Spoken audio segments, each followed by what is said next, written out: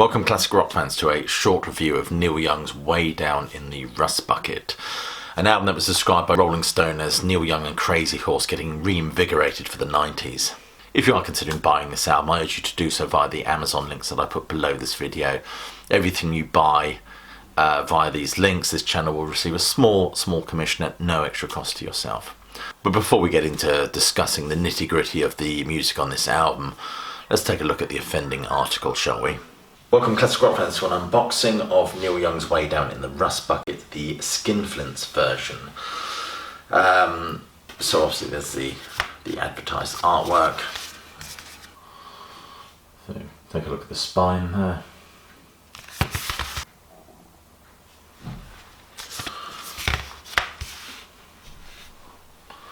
So what do we have here? Let's open this up.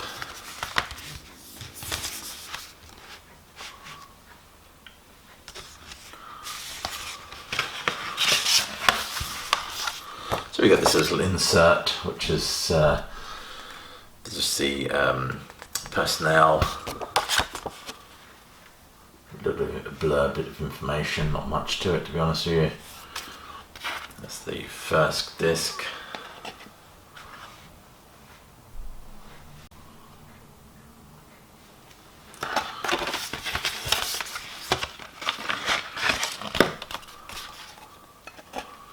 Second disc.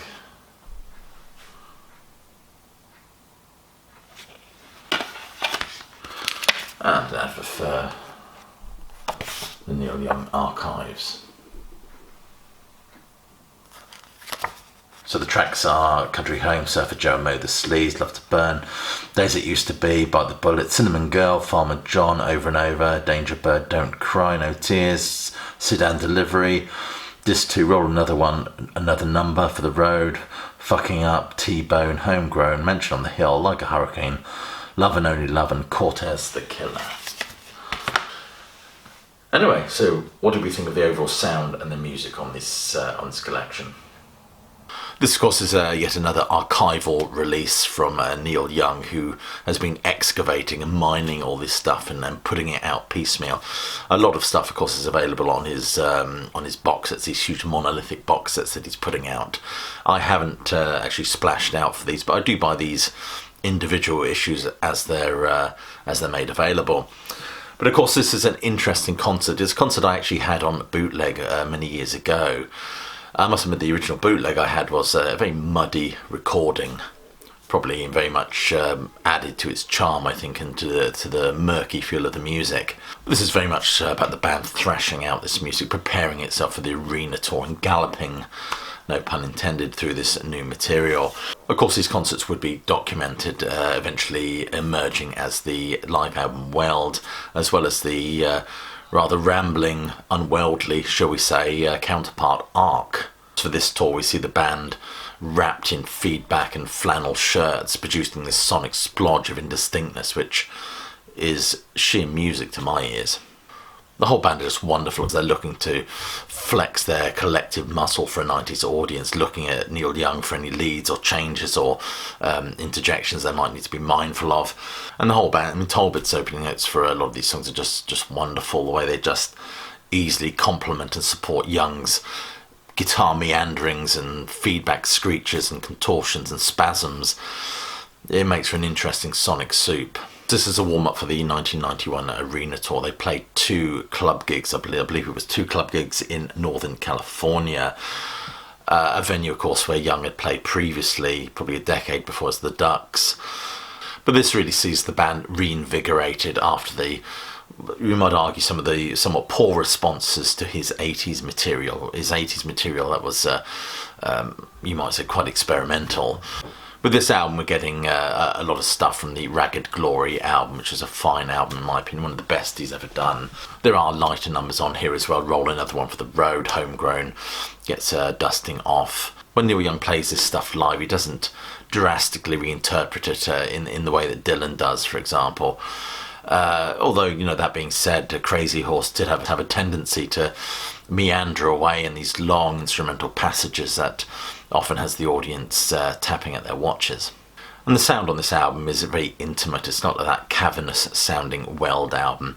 But Neil Young on this one is preaching to the converted, so he tends to put dust off a few interesting little nuggets. Tracks like, for example, Bite the Bullet, Surfer Joe, Mow the Sleaze. We get from Zuma, we get Danger Bird, of course. T-Bone as well is also dusted off for this one. So after listening to this album this morning, I have to say the album sounds absolutely wonderful. Beautiful guitar tone on this. Deep resonant bass as well. It's far superior to the version I used to own. And it starts with that trill of guitar which introduces Country Home. The cymbal clashes are crisp and announced. It really does sound great. And the newer songs, I must admit, do sound executed tentatively, shall we say, but nevertheless sound vibrant and fresh. Surfer Joe, Mow the Sleaze is an interesting one to include on here. That the way it begins, it always reminds me of While My Guitar Gently Weeps. Before we move into more Ragged Glory stuff, Love to Burn, Days It Used to Be, a song that reminds me of Bob Dylan's My Back Pages. And disc 2, of course, opens up with Roll Another One for the Road. Fucking Up is great on this one. That slow drum beat that just gets louder and louder, and on this one you get that wisp of feedback, which adds to the rage of it. Although I must admit, Neil Young's vocals on this one seem to lack the ferocity that this song requires. Neil Young says at one point we're going to dig way down in the rust bucket for the next one, and of course we're treated to the sublime like a hurricane. And the whole thing ends with Cortez the Killer, perhaps my favourite song, of course a number from the Zuma album. It's a song that is absolutely stunning on this record. The guitar tone on this is the best I've ever heard it. But it's a song that positively aches and is imbued with a deep resonant sadness to it. So if you're a fan of Neil Young and Crazy Horse, and specifically Neil Young and Crazy Horse, during this Ragged Glory phase, I would highly recommend this album. You've been watching a brief review by Classic Album Review. Do click like, subscribe, check that bell to get notified of any future uploads. Do check some of the links below this channel for ways you can support me in the work done at Classic Album Review. Become a Patreon, check out the Facebook page. I put stuff on the Facebook page on a daily basis. You're more than welcome to go over there. Otherwise, I just say, hope you're staying warm, keeping safe, and that you keep listening.